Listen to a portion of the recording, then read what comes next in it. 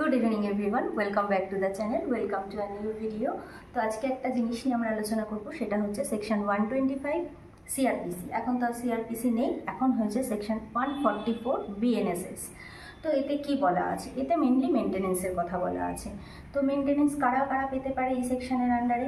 এক হচ্ছে ওয়াইফ, দুই হচ্ছে লেজিটিমেট বা ইললেজিটিমেট চাইল্ড বা চিলড্রেন, ঠিক আছে, আর তিন হচ্ছে পেরেন্টস। তো এই কয়েকজন এর আন্ডারে মেনটেনেন্স পেতে পারে। তো এবার হচ্ছে যে মেনটেনেন্সের অর্ডার কে করতে পারে? মেনটেনেন্সের অর্ডার করতে পারে যে কোনো ফার্স্ট ক্লাস ম্যাজিস্ট্রেট।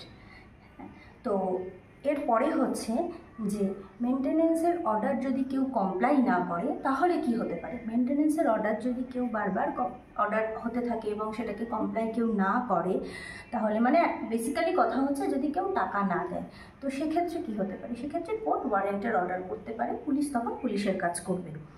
তো এরপরে হচ্ছে যে কে কোন ক্যাটাগরির মধ্যে মেনটেনেন্স পেতে পারে না? ওয়াইফ কোন ক্যাটাগরির মধ্যে পড়লে মেনটেনেন্স পেতে পারে না?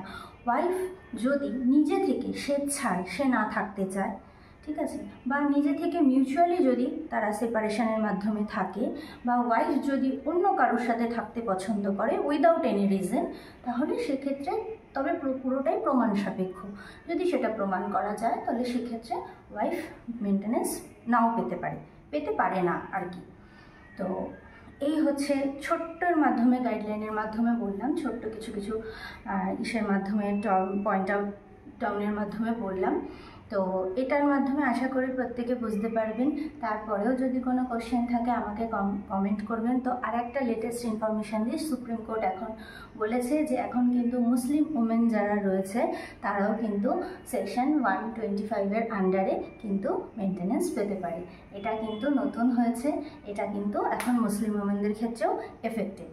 তো আমি ছোট্ট ভিডিওর মাধ্যমে বললাম, যদি কারোর কোনো কিছু বুঝতে অসুবিধা থাকে আমাকে কমেন্ট করবেন, আমি সেটা রিপ্লাই দেবো। আর আমার সাথে যদি যোগাযোগ করতে হয় তাহলে আমি ডিসক্রিপশানে আমার মেল আইডি দিয়ে দেবো, আমার মেল আইডিতে মেল করবেন, কোনো অসুবিধা হলে আমার সাথে যোগাযোগ করতে পারবেন।